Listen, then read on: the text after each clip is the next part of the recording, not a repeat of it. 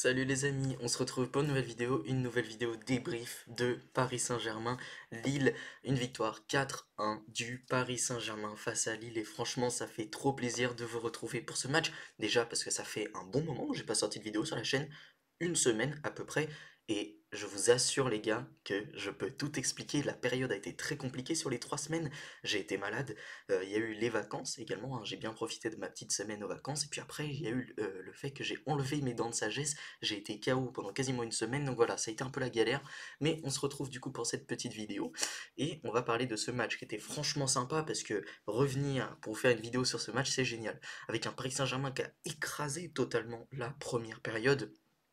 Les Lillois n'ont pas existé, on voit même à la fin de la première période au niveau des statistiques, 17 tirs à 0 pour les Parisiens, c'est vraiment un massacre.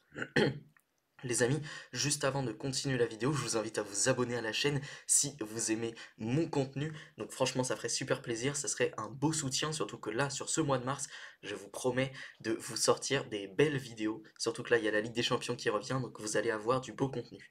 Et donc oui, ces Parisiens ont globalement écrasé la rencontre, hein. Là, il n'y a pas de débat, surtout en première période. Même si en seconde période, le Paris Saint-Germain s'est quand même un petit peu relâché. On voit notamment au niveau de la possession de balle où il n'y a que 58% de possession de balle pour les Parisiens. Mais quand on regarde un petit peu les momentum, bah, en première période, le PSG écrase totalement cette équipe lilloise. En deuxième période, je dis pas que ça s'inverse, mais c'est vrai que ce PSG c'est de rentrer dans quelque chose d'un peu plus de gestion, voilà, dans une phase de gestion. Et c'est vrai que pour le coup, la gestion, les phases de gestion comme ça ne réussit pas particulièrement au Paris Saint-Germain. Je trouve qu'on a du mal à parfaitement gérer, à contrôler un match dans l'entièreté, c'est-à-dire que quand on essaie de calmer un peu le pressing, d'être un peu plus tranquille, et ben généralement ça se retourne un peu contre nous. Et c'est ce qu'on a vu malheureusement en seconde période.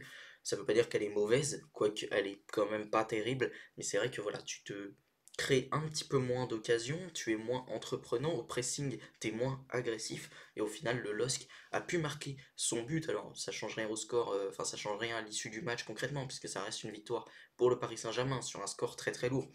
Mais c'est vrai que c'est un peu dommage de se relâcher. Et puis surtout quand on regarde un petit peu les XG, bah 3,65 XG pour le Paris Saint-Germain, c'est absolument énorme, mais au final 1,07 les trois quarts, enfin non pas les trois quarts, qu'est-ce que j'en compte, la majorité, hein, je pense qu'on était à 0,06 à la fin de la première période, donc voilà, 1,01 XG proviennent de cette seconde période où tu essaies de gérer. Et c'est assez paradoxal, parce que tu essaies de gérer et au final tu concèdes énormément, même s'il n'y a que 6 tirs. Et c'est vrai que ça aussi c'est assez paradoxal, il n'y a que 6 tirs. Pour autant, c'est vrai que tu as quand même beaucoup concédé, des actions parfois très dangereuses. Je pense notamment à ce corner, donc le premier tir lillois du match, à ce corner ou encore une fois au second poteau. Le joueur est oublié, je crois que c'est Chouba Akpom, excusez-moi, qui est totalement oublié au second poteau. Donc ça voilà, c'est un peu dommage et au final il y a quand même deux grandes chances créées pour ces Lillois. Du côté du Paris Saint-Germain, il y a quand même 26 tirs, 6 grandes chances, 4 buts marqués. Voilà, c'est encore une fois une preuve de réalisme pour ce Paris Saint-Germain qui, euh, malgré ça, a quand même manqué des occasions. Mais ça, c'est quand même dû à un énorme Lucas Chevalier qui, malgré les 4 buts encaissés, a fait un très gros match ce soir. Au niveau des statistiques un peu plus détaillées, on voit quand même qu'il y a 26 tirs, 11 cadrés, donc ça voilà, c'est quand même une belle performance. Il y en a 2 cadrés pour les Parisiens, donc cette frappe de Ethan Mbappé et le but derrière de Jonathan David, donc ça c'est sur la même action. D'ailleurs, je n'en veux pas particulièrement à Donnarumma, pour moi il repousse la balle sur le côté. C'est vrai que juste Jonathan David est complètement oublié. J'aurais peut-être aimé avoir un Beraldo un peu plus réactif sur l'action ou peut-être pas de chaud. Moi je pense que c'est quand même Beraldo qui se trouve un peu là-dessus. Mais globalement ça reste une très bonne performance également défensive des Parisiens dans ce match. Au niveau des compositions, voici la composition qui était alignée par le Paris Saint-Germain. Je suis à peu près persuadé que ça ne sera pas forcément la composition titulaire, tout bonnement parce qu'on n'avait pas titulaire pour mercredi soir, je précise, tout simplement parce qu'on n'avait pas de Vitinha, qu'on n'avait pas de Pacho, et je pense que sur le front de l'attaque, alors je ne veux pas trop me prononcer, mais j'ai l'impression qu'on partirait sans Kvaratskhelia, alors je ne sais pas si ce serait forcément avec Ramos, mais peut-être sans Kvaratskhelia, évidemment on en reparlera dans une vidéo pronostic dédiée, mais c'est vrai que cette composition, pour moi, elle peut poser des questions, parce que récemment, les joueurs du Paris Saint-Germain se sont globalement bien montrés, ont réalisé tous globalement de très bonnes performances. peut-être Kvaratskhelia pour moi qui est peut-être un peu en dessous, alors c'est pas une critique envers le joueur évidemment, mais c'est vrai que son adaptation prend du temps, ce qui est normal. Il est dans un tout nouveau système de jeu et pour le moment il est un petit peu irrégulier. C'est vrai que son entrée ce soir me fait pas dire qu'il serait titulaire face à Liverpool mercredi, même si ce n'est pas non plus impossible. Et si on regarde un petit peu voilà, cette équipe parisienne, on voit que Désiré Doué a été élu homme du match selon Fotmob. Je ne sais pas si c'est lui qui l'a été par la Ligue 1 ou si c'est Dembélé hein, qui l'a été élu, mais n'empêche que les deux joueurs ont fait un gros match. Et voilà, regardons un peu la composition parisienne, on voit Barcola notamment qui a marqué un but, qui obtient la note de 7,8, qui marque son but, qui aurait pu en marquer peut-être un autre. Alors c'est vrai que pour le coup il est hors jeu hein, sur l'action à laquelle je fais référence, il part un peu tôt mais globalement c'était bien joué. Il s'est pas tant que ça retrouvé en position de frappe, je trouve, mais par contre, il a beaucoup distribué, et c'est vrai que malheureusement, il est tombé sur un Gonzalo Ramos qui a été parfois particulièrement maladroit, et ça, c'est un peu dommage parce que Gonzalo Ramos fait un gros match, mais il a été très maladroit. Il y a quand même 3 occasions créées, 0,90 XG, donc ça, c'est vraiment énorme. Un tir bloqué, 45 ballons touchés, 7 touches dans la surface adverse. Malheureusement, 0 dribble réussi, mais globalement, il y a eu toutes ses prises de vitesse ont été réussies, hein. Il a complètement débordé, que ce soit à gauche ou à droite, cette défense lilloise. Une passe dans le dernier tiers, deux centres réussis, deux passes longues précises. Il a été hors jeu deux fois, mais voilà, ça reste bon. Et défensivement, un dégagement de la tête, deux interceptions, trois actions défensives. Il aide quand même un petit peu Nuno Mendes défensivement. Gonzalo Ramos, lui, a fait un énorme match. Je pense notamment au pressing, où il a été très très bon. Mais c'est vrai que voilà, le seul problème, bah, c'est les buts. Gonzalo Ramos est quand même censé être ton avançante, c'est celui qui concrètement est celui censé se retrouver tout le temps en train de marquer. C'est quand même à Benfica à la base un goléador, un mec qui marque énormément de buts. Et là, faut dire qu'il a manqué beaucoup d'occasions. Il a 0,82 XG. Il aurait dû peut-être en marquer un voire deux de buts. Et il en a beaucoup manqué. Alors c'est vrai qu'il est tombé face à un énorme Lucas Chevalier, mais il a quand même manqué deux grandes chances. Sur les 6, c'est lui qui en rate deux. 40 ballons touchés. En plus de ça, il a été beaucoup trouvé, beaucoup également au cœur du jeu, où il a été très important, notamment pour un peu aiguiller le jeu. Et évidemment, sur le but de Dembélé, il est super important, puisqu'il est trouvé, il fait ce décalage pour João Neves, qui derrière décale pour Dembélé. Donc évidemment, il est très important. 13 touches dans la surface adverse. Et voilà, au pressing, évidemment, il est toujours important. Dembélé, la note de 8,9, il a été absolument énorme. Pour moi, c'est peut-être mon homme du match ce soir, même si Désiré Doué a fait un gros match également.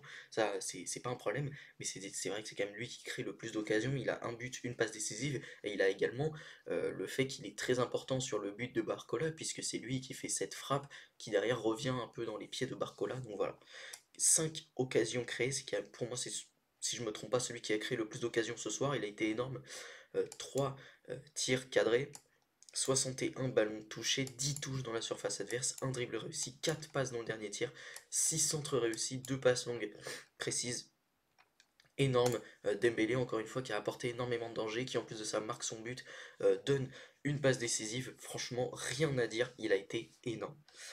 Désiré Doué qui marque un but, donc voilà, la passe de Dembélé pour Désiré Doué, c'est lui qui la donne, et Désiré Doué, lui, pour le coup, avait centré pour le but de Marquinhos, c'est un beau but d'ailleurs, et le centre est absolument magnifique, pile dans le bon tempo, et Désiré Doué fait un gros match également, 3 occasions créées, 65 ballons touchés, 6 touches dans la surface adverse, 5 passes dans le dernier tiers, un centre réussi, une passe longue précise, même défensivement, il a eu une belle activité, 2 tacles réussis, une interception, 7 actions défensives et 8 récupérations. Là, il était positionné un peu plus bas, il était positionné au milieu de terrain, donc forcément, il a eu beaucoup de pressing un peu à faire, et il a été bon dans ce domaine, en termes de pressing, il a été bon, et offensivement, voilà, à droite, à gauche, il a été un peu voilà des deux côtés, il a été très bon, il a su être important dans la construction, également dans la création d'actions, il a été important, et en plus de ça, il est à la finition, il donne cette passe décisive pour Marquinhos également. Très beau match de Désiré Doué qui sort à la 75e.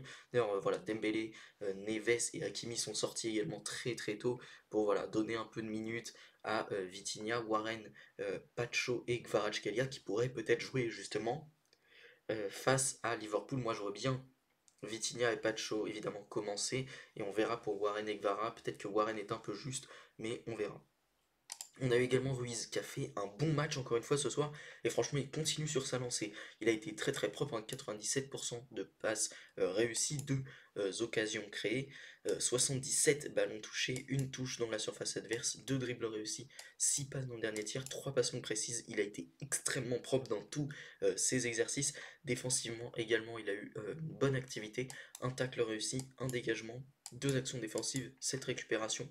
Voilà, gros match encore une fois de Fabien Ruiz que moi personnellement, tel que c'est parti, je vois titulaire face à Liverpool. Tant il a été encore une fois très bon ce soir dans ce poste encore une fois plus bas de, de, finalement de maestro, un peu de constructeur, et bah il est intéressant également. Donc voilà, c'est pas forcément le rôle qu'on le voit avoir avec l'Espagne, et c'est pas forcément le rôle qu'on le voit également quand il y a Vitinha qui est là, mais il est capable d'occuper ce rôle plus bas sur le terrain, et franchement il l'a très bien fait ce soir. Neves également a fait un gros match déjà. Il donne 7 passes décisives pour Gonzalo Ramos, il est présent offensivement, mais également voilà, toujours une bête au pressing, un chien vraiment qui va courir partout, récupérer les ballons. Il a été absolument énorme, encore une fois, il a donné beaucoup de très bons ballons. 2 occasions créées, 55 ballons touchés, 6 touches dans la surface adverse, 2 dribbles réussis, 2 passes dans le dernier tiers, une passe longue précise, encore une fois très très bon et au pressing excellent également. Donc j'adore encore une fois ce match de João Neves qui a été très bon comme, comme ses deux compères au milieu de terrain. Mendes également a fait un bon match, il a joué 62 minutes, il est sorti d'ailleurs, ce que j'ai trouvé très intéressant, c'est de voir que Pacho a joué arrière gauche, je m'attendais à ce que ce soit Beraldo qui le fasse, au final ça a été Pacho, donc voilà, évidemment ça changeait un peu, parce que d'habitude quand on fait un changement comme ça d'arrière gauche, c'est souvent Beraldo qui prend le poste, là ça a été Mendes, donc j'ai trouvé ça évidemment très intéressant sur sa sortie, il y a quand même une occasion créée pour Mendes, hein, qui a fait un gros match également, 73 ballons touchés, un dribble réussi, 6 passes dans le dernier tiers, 3 passes longues précises défensivement, 7 récupérations, 5 actions défensives, 2 interceptions, un dégagement et un tacle réussi. Gros match de la part de Nuno Mendes qui défensivement certes s'est fait peut-être déborder quelques fois mais globalement a été très propre. On l'a vu un peu plus bas, on l'avait un peu moins monté que sur ses autres matchs mais il a fait un bon match, une bonne rencontre de la part de Nuno Mendes. Franchement j'ai bien aimé.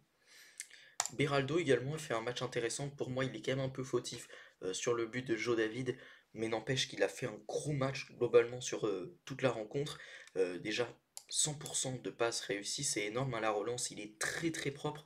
105 ballons touchés, 2 touches dans la surface adverse, 2 passes dans le dernier tiers, une passe longue précise. Rien à dire, gros match. 4 récupérations, 8 actions défensives, un dégagement de la tête, 4 dégagements, 3 tacles réussis. Franchement, très bon match de Beraldo qui continue d'enchaîner les belles performances. Et pour moi, c'est un très bon joueur de rotation pour ce Paris Saint-Germain. Marquinhos, qui en plus de marquer son but, a été très important, notamment pour aller chasser les ballons très haut. 94% de passes réussies à la relance, évidemment, très propre. Un tir cadré, 102 ballons touchés, une touche dans la surface adverse, 6 passes dans le dernier tiers, 8 passes longues précises. Défensivement, pareil, rien à dire, très propre également. Peut-être un peu moins que Beraldo qui a eu quand même à jouer quelques duels, mais Marquinhos voilà, il est allé agresser un petit peu plus haut et ça a été très intéressant. Évidemment, c'est son rôle au Paris Saint-Germain. Il y a toujours un défenseur un peu plus bas que l'autre et un peu plus haut, et c'est généralement, voire tout le temps Marquinhos qui le fait, ce rôle de défenseur un peu plus haut qui va agresser. Et il a été bon ce soir dans ce domaine. Hakimi, également un bon match de sa part, 94% de passes réussies à la relance, il a été très très bon. Alors c'est vrai que voilà, il y a quand même une grande chance manquée du côté d'Hakimi, c'est un peu dommage. Il s'est retrouvé quelques fois dans des occasions. Moi je trouve qu'il a eu un peu de déchets ce soir, mais globalement ça reste du très bon Hakimi, qui encore une fois offensivement est un vrai dynamiteur. 69 ballons touchés, 5 touches dans la surface adverse, 2 passes dans le dernier tiers. Défensivement, 6 récupérations, 4 actions défensives, 2 interceptions. Voilà, c'est un très bon match encore une fois d'Hakimi. Et Donnarumma, malheureusement, qui lui n'a pas le clean sheet et pourtant il l'aurait mérité tant il a fait un match quand même correct, hein. Il a fait un match intéressant, également à la relance, où je l'ai trouvé sur la globalité du match irréprochable. C'est dommage qu'il n'ait pas le clean sheet, mais voilà, ça reste une bonne rencontre de la part de Donnarumma. Pour ce qui est des entrants, j'ai bien aimé l'entrée de Pacho, évidemment, même si peut-être que sur le but de Joe David, on peut également le compter comme fautif, mais pour moi ça reste quand même, voilà, c'est juste cette défense qui se laisse un peu déborder sur la fin, qui se laisse un peu avoir, mais il a été intéressant sur son entrée, même sur ce poste d'arrière gauche, c'était pas si mal, surtout que pour le coup on lui demande pas du tout de monter sur ce poste, et ça lui convient plutôt pas mal. Warren a fait une bonne entrée également. Moi, j'ai bien aimé cette entrée de Warren Zaïre-Emery. J'ai bien aimé le voir. Deux dribbles réussis, 27 ballons touchés. Il a eu un peu d'impact quand même. Et évidemment, il a beaucoup couru, hein, comme d'habitude. Warren Zaïre-Emery continue à faire son travail un petit peu de l'ombre. Et ça faisait plaisir de le revoir, de continuer et de le voir enchaîner. Parce que voilà, il avait joué face à Briochin. Là, il a enchaîné ce soir, donc à voir si peut-être face à Liverpool il sera titulaire. J'ai quand même du mal à le croire, mais peut-être une entrée en fin de match, ça peut être intéressant.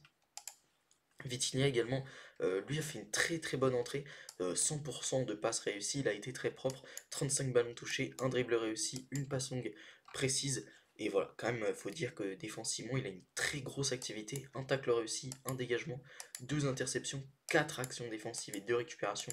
Vraiment, Vitinha, il a fait une très très belle entrée ce soir, défensivement, grosse activité, et vraiment, encore une fois, la construction, également dans le fait de poser le jeu, d'équilibrer cette équipe, il a été très très bon ce soir.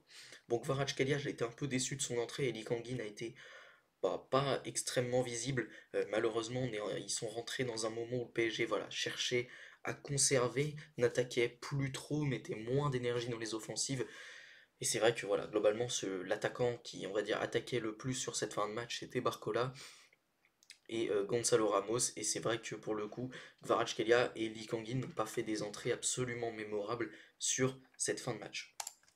Au niveau du classement, ça donne que le Paris Saint-Germain est vraiment très bien. L'OM reçoit demain le FC Nantes. Donc évidemment, ça va être une rencontre à suivre. Mais globalement, ce Paris Saint-Germain a pour moi déjà bien gagné la Ligue 1. Vraiment, il devrait l'obtenir sans trop de problèmes. Je rappelle que le week-end prochain sera face à Rennes. Donc ça va être une rencontre évidemment importante, mais plutôt pour les Rennais que pour le Paris Saint-Germain. Le Paris Saint-Germain, évidemment, il faudra qu'on continue sur cette série d'invincibilité. Donc voilà, à voir, mais voilà, ce Paris Saint-Germain globalement a déjà bien remporté la Ligue 1, il n'y a pas trop de soucis et peut se déplacer à Liverpool, enfin non, je vais recevoir Liverpool plutôt, excusez-moi, peut recevoir Liverpool de manière plutôt sereine grâce à ce beau résultat. Les amis, j'espère que cette vidéo vous a plu, si c'est le cas, n'hésitez pas à la liker, à la commenter, et surtout abonnez-vous à la chaîne, c'est super important. Et surtout les amis, si vous aimez mon contenu, voilà, abonnez-vous, mettez un like sur cette vidéo, commentez la vidéo, et je vous souhaite un bon week-end. Si vous ne regardez pas les autres débriefs, parce qu'il y en aura quand même un demain, probablement du FC Barcelone, et il y aura d'autres vidéos dans la semaine. Donc voilà, je vous souhaite à tous une bonne fin de week-end pour ceux qui verront pas les vidéos, et sinon un bon visionnage pour la vidéo de demain. Sur ce, salut les amis, à la prochaine.